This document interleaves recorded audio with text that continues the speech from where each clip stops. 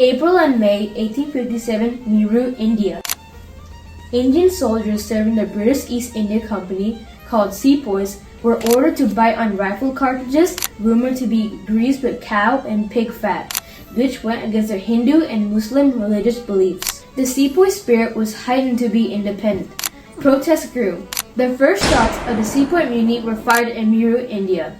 The British Army Dispatches, page 233. But one refusal, one action, sparked the first war for India's independence. The Sepoy Mutiny, which happened on May 10, 1857, was an important event to revolution, reaction, and reform, in not just India's, but the world's history, because it led to utter uprisings across India against the British East India Company rule, including the Battle of Gwalior in 1858, which killed and injured 787 British, and the Siege of Jhansi in 1857, which killed 343 British. These are all part of the Indian Rebellion of 1857. This helped cause dissolution of the British East India Company by posing a threat to their power as the Sepoys revolted, killing approximately 60 British residents, and created many reforms like stronger Britain control, new policies, and more. Without this, India would never get independence from Britain, and Britain would still be a world superpower. The Sepoy Mutiny did not happen suddenly. For many years, the British East India Company increased control over India's government, economy, and culture. Metcalfe, page 87. Policies such as the Doctrine of Lapse removed Indian rulers from power and angered many leaders. Dalrymple, page 52. Religious interference, social reforms, and execution of Mongol Pandey in April 1857 increased resentment among sepoys and civilians. Pandey trial record, page 15. Imprisonment of 85 sepoys in Meerut pushed tensions past the breaking point. British Army Dispatches, page 233. The British reports show that the sepoys feared their religion and traditions were under threat. Sepoy letters from Meerut, page 3. Missionaries converting Hindus and Muslims to Christianity also added to unrest. Stokes, page 119. The Sepoy Mutiny was revolutionary because it became the first nationwide rebellion against British rule in India. What began at the mutiny in Meerut quickly spread across northern and central India. British military reports admitted that the revolt spread beyond Meerut with shocking speed. Caning, page 77. Sepoys marched in Delhi, captured the city, and declared Bahadur Shah II as emperor, transforming the rebellion into an organized challenge of British authority. Daily Paper, page 141. Major uprisings occurred in Kanpur, Lucknow, Jhansi, and Gwalior. Leaders such as Rani Lakshmibai of Jhansi emerged as symbols of resistance. Mukherjee, page 88. For the first time, Sepoys, peasants, rulers, and civilians fought together against British control. Historians note that this level of coordination showed the rebellion was not a military disobedience but a national movement. Balliol, page 156. The rebellion demonstrated that British authority could not be challenged on a large scale. Ludden, p. 94. First-hand diaries, like Hodson's notes, describe the rapid spread of the revolt. The city seemed lost before we could even react. Hodson, page 12.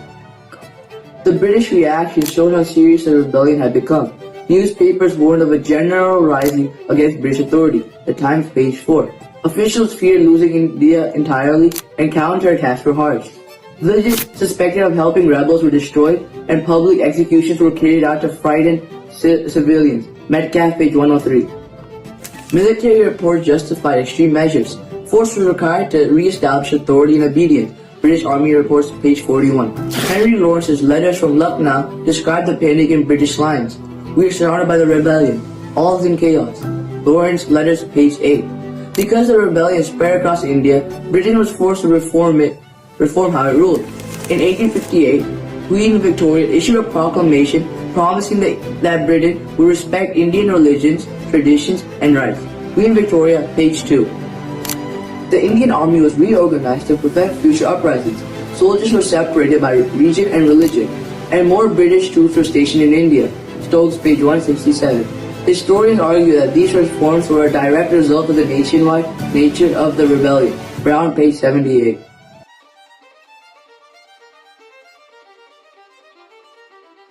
The Sepoy Mutiny was revolutionary because it led to the dissolution of the British East India Company. were the most powerful corporations at that time. Before 1857, the company controlled large parts of India with its army and officials. The revolution showed the weakness of the system.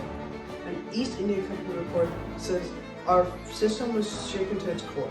East India Company, page 9.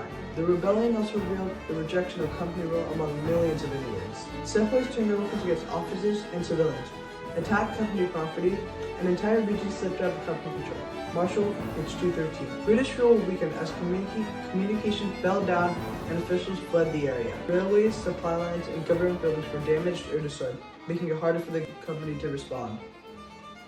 Peter Stanley noted, the company lost its monopoly on power. Stanley, page 55. This loss showed the company it cannot control India through fierce or force alone. British leaders blamed the company for poor leadership and weak control. Parliamentary debates described the company as incapable of governing India safely and responsibly, especially during a crisis of this size. British parliamentary debates, page 41.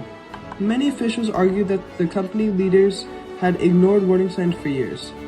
Public opinion in Britain criticized the company's corruption and failure to understand Indian society, culture, and religion. The Times, page 6. Douglas Peer writes that the rebellion provides this private corporation rules could not maintain a colony of the script. Peers, page 119. These reactions increased pressure on the British government to take action. The scale and intensity of the revolt shocked British leaders.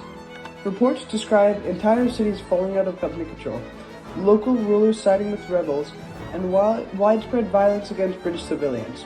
Marshall's, page 213. The rebellion exposed weakness in the company's army and administration, showing that relying on mercenary forces and regional alliances was not enough to maintain order. Stanley, page 55. This fear and uncertainty pushed Parliament to reconsider the future of British rule in India. As a result, Parliament passed the Government of India Act of 1858. This law ended the company's political power and transferred authority directly to the British Crown. Government of India Act, page 1. Company officials were removed from leadership roles, and Britain took full responsibility for ruling India. The government created a new administrative system and promised greater respect for Indian customs, religion, and tradition in order to prevent future revolts. Bailey, page 162. Peter Robb notes, India would never again be ruled solely by a company. Robb, page 87. Judith Brown emphasizes that this marks a permanent shift towards direct crown rule and reshape the future of British control in India. Brown, page 82. The Sepoy Mutiny of May 10, 1887 became the first nationwide rebellion against British rule, spreading across India and uniting soldiers, rulers, and civilians in resistance, for example Mukherjee and P. Nandi. Although the British crushed the uprising, it destroyed the British East India Company and forced major political, military, and administrative reforms. The rebellion proved that British control was not absolute and laid the foundation for future independence movements. Without the Sepoy Mutiny, British rule in India might have lasted far longer without challenge. The Sepoy Mutiny was an important event to revolution, reaction, and reform in not just India's but the world's history, because it led to other uprisings across India against British East Indian Company rule, including the Battle of Gwalior in 1858, which killed and injured 787 British, and the Siege of Jhansi in 1857, which killed 343 British. These are all a part of the Indian Rebellion of 1857, and helped cause the dissolution of the British East India Company by posing a threat to their power as the Sepoys revolted, killing approximately 60 British residents, and created many reforms like stronger British control, new policies, and more. Without this, India would never get its independence from Britain, and Britain would still be a world superpower.